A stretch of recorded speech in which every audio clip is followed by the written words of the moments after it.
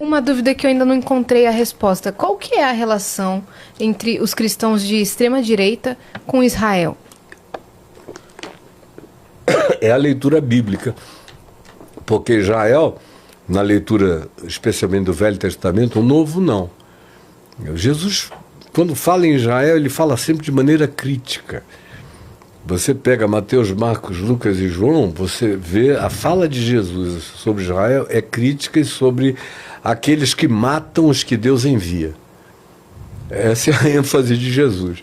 Quando chega uma hora, ele diz, vamos para Jerusalém porque chegou a hora da minha morte. Antes não, mas agora chegou.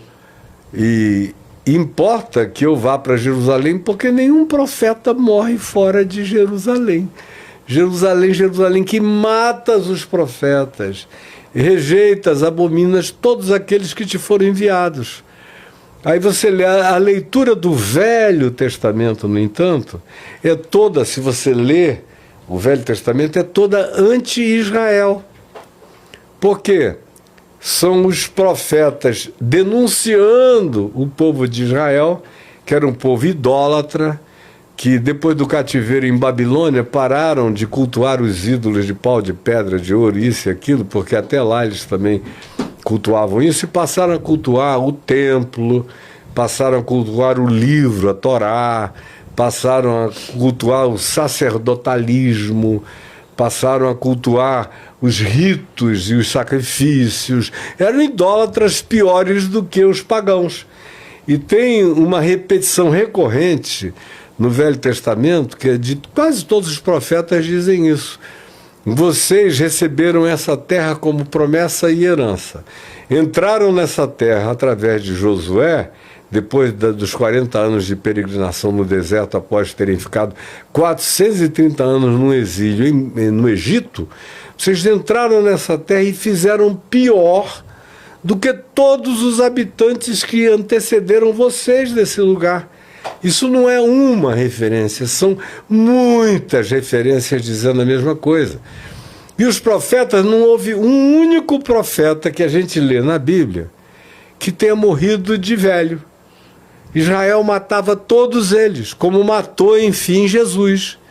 Agora, a ignorância é tão grande que os caras ficam, especialmente de 1947 para cá, porque do ano 70, quando os judeus tentaram fazer uma insurreição contra os romanos e foram atropelados pelo general Tito e Vespasiano e tudo mais, eles foram dispersos. E ficaram dispersos por moto próprio, por vontade própria, até o Holocausto, até o Hitler. Na realidade, foi o Hitler, com a chacina horrorosa, com o genocídio horroroso, com a indescritibilidade do que ele produziu, que acabou promovendo e fortalecendo o chamado movimento sionista, que é um movimento de volta a Sião, de volta à terra de Israel, porque os judeus estavam muito bem, obrigado, no mundo inteiro. Como tem judeus aqui em qualquer lugar da terra, vivendo muito bem, ganhando dinheiro, aculturados, eles sempre se aculturaram bastante. Foi o impacto e o trauma da Segunda Guerra que gerou, especialmente naqueles que eram os filhos dos massacrados, dos mortos nos campos de concentração, que disseram: a gente quer voltar para a nossa terra. E não tinha nenhum país dos aliados que se propusesse a acolhê-los. Então, o que eles disseram: se virem, voltem para lá. E aí eles voltaram, alugaram navios, fizeram o que hoje você vê os refugiados fazendo, tentando atravessar o mar Mediterrâneo. Enquanto isso é bom que se diga e que se guarde na memória. Enquanto isso, do ano 70 da nossa era até 1947, sempre houve uma população de judeus, árabes e palestinos, que são povos semitas. Todo mundo associa o semitismo aos judeus, mas ser semita é ser filho da descendência de Sem, filho de Noé, de onde também procede Abraão, que é o pai dos judeus e o pai dos árabes. Porque com a serva, a escrava Agar, que era uma egípcia, a mulher dele, Sara, que não podia ter filhos e estava ficando velha, que disse para ele, olha, vamos dar um jeito, você precisa ter um herdeiro. Então pega Agar. Agar era uma egípcia gatona, linda. Abraão achou muito bem, muito bom, e agradeceu. E ó, pimba da Xuxim. Mandou ver na Agar. E logo a mulher engravidou, teve um filho, a quem ele deu o nome de Ismael, que é o pai de todo o semitismo árabe e palestino.